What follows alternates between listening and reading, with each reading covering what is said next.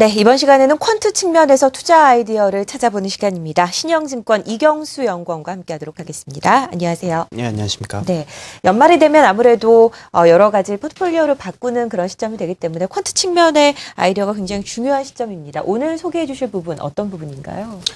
물론 이제 말씀해 주셨던 이제 종목에 대한 어떤 포트폴리오 관련해서는 뒤에 제가 잠깐 좀 말씀을 드리겠지만, 네. 오늘 말씀드릴 거는 지금 현재로서는 경기가 좀 좋지가 않죠. 그리고 이 경기는 중요한 이유는 글로벌적으로나 한국 국내적으로 기업 이익을 결정하기 때문인데요. 그래서 글로벌 기업 이익을 한번 살펴보고 우리가 이제 이를 통해서 우리가 어떤 이제 관심을 가져야 될 그 대상이라든지 현재 시장 성향이 어떻게 되어 있는지에 대해서 좀 언급을 드리려고 나왔습니다. 네, 그러면 경기 회복이 필요한 이유가 오늘 퀀트 아이디어가 될 것 같습니다.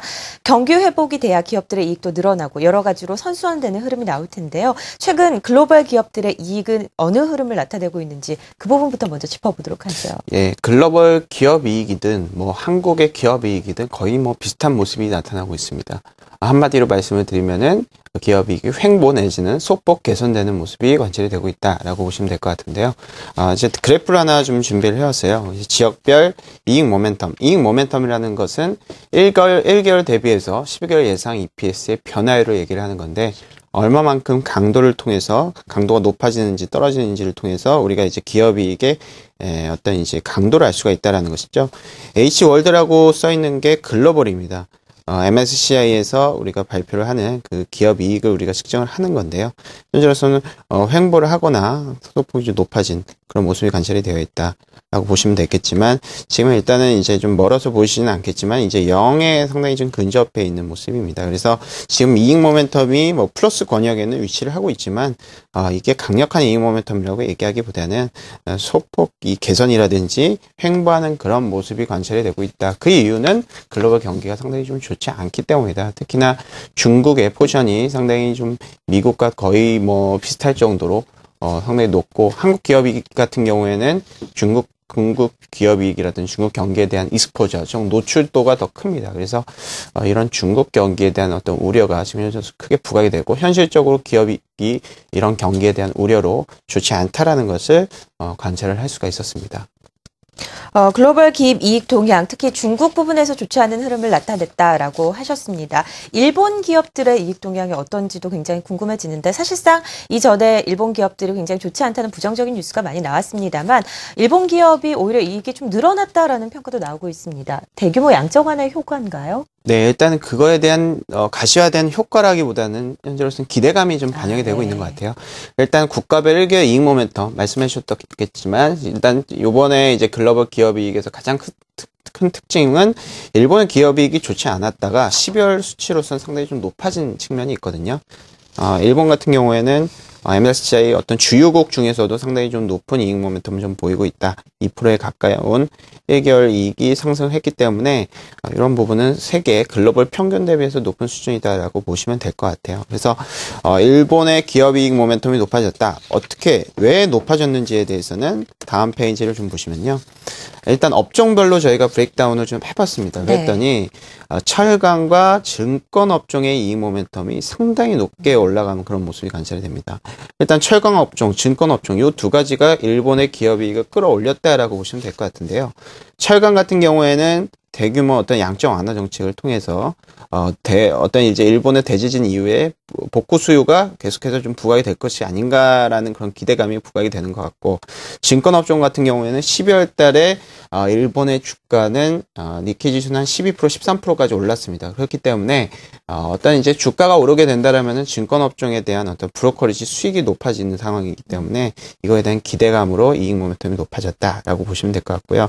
우리가 흔히 얘기하면은 양적 완화 정책에 대한 효과를 얘기를 할 수가 있는데, 양적 완화에 대한 효과가 가시화적으로 나타나기 위해서는 이 수출주라고 얘기할 수가 있는 자동차라든지 반도체, 이들 기계 업종, 일본에는 이 세 가지의 업종이 상당히 좀 유명하고 시가총액 비중도 크고 이렇기 때문에, 그리고 얘네들 같은 경우에는 환율 효과에 대한 크게 민감한 측면이 있습니다. 그래서 이들 업종군들의 수출주에 대한 이익이 반등이 되었다라면은 양적 완화 정책에 가시화된 어떤 데이터를 확인할 수가 있었기 때문에 일본의 이익 모멘텀이 더 올라갔을 것입니다. 그런데 네. 이들 같은 경우에는 계속해서 가만히 있고 이 양적 완화 정책에 대한 기대감을 반영을 하는 이 증권업종군들이 이익이 높아지고 주로 올라갔다라는 점은 아직까지는 일본의 피에 대한 효과, 즉 가격 경쟁력 측면, 엔화가 절하되고 있죠. 그런 측면에서의 어떤 이제 양적 완화 정책에 대한 효과는 아직은 미미한 상황이지만 일단은 기대감은 반영이 되고 있다라고 네. 보시면 될 것 같습니다. 양적 완화의 가시화, 효과의 가시화라기보다는 일단 기대감이 더 일본 기업 이익에 많이 들어가 있는 상황이고 환율 효과로 인한 여러 가지 부분은 자동차 수출 업종의 앞으로의 이익을 좀 잘 살펴볼 필요가 있다라고 말씀을 하셨습니다. 한국 기업의 이익 모멘텀이 글로벌 기업과 비교했을 때 어느 정도 수준인지도 굉장히 궁금한데요. 네, 그게 뭐 가장 중요하겠죠. 네, 아무래도. 그렇죠.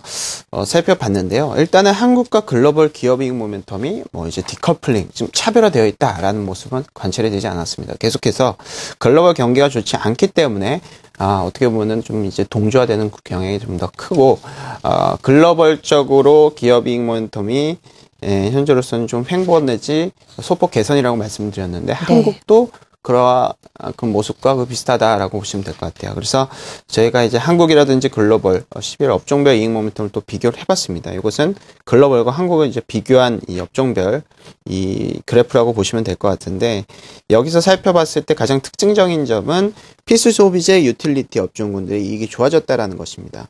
이것은 글로벌도 마찬가지고요. 한국도 마찬가지입니다.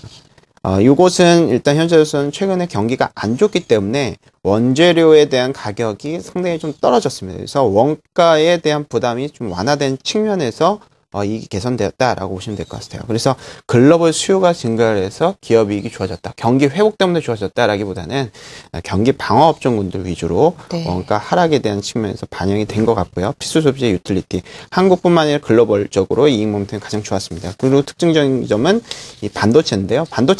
반도체 즉 삼성전자 때문에 사실 한국 기업 이익은 계속해서 좀 부각이 되고 있는 상황입니다. 그래서 이렇게 이제 어떻게 보면은 올해 이제 4분기 동안은 계속해서 똑같은 이런 모습이 관찰되고 있습니다. 그래서 한국의 기업 이익이 글로벌 대비해서 좋다라고 얘기하기도 어렵고 나쁘다고 얘기하기도 어렵고 계속해서 좀 시장 성향이 비슷하고 글로벌 경기에 대한 어떤 이제 서프라이즈가 나타나지 않는 상황이기 때문에 현재로서는 글로벌적으로 어떤 이제 한국이라든지 뭐 글로벌적으로 어떤 기업 이익 측면에서 좀 비슷한 경향이 있다. 아직까지는 어떤 경기 서프라이즈로 인한 이제 한국 기업 이익이 확 튀어 올랐다, 턴어라운드가 되었다라기보다는 계속해서 좀 비슷한 성향이 나타나고 있다. 이렇게 관찰이 되고 있습니다. 뭐 글로벌 경기 회복이 완연하게 일어나기 전까지 한국 기업들의 이익 모멘텀이 턴어라운드 되기는 좀 어려울 것이다라는 이야기까지 오늘 자세하게 업종별로 퀀트 투자 아이디어 살펴봤습니다. 신영증권 이경수 연구원과 함께했습니다. 말씀 고맙습니다. 네, 감사합니다.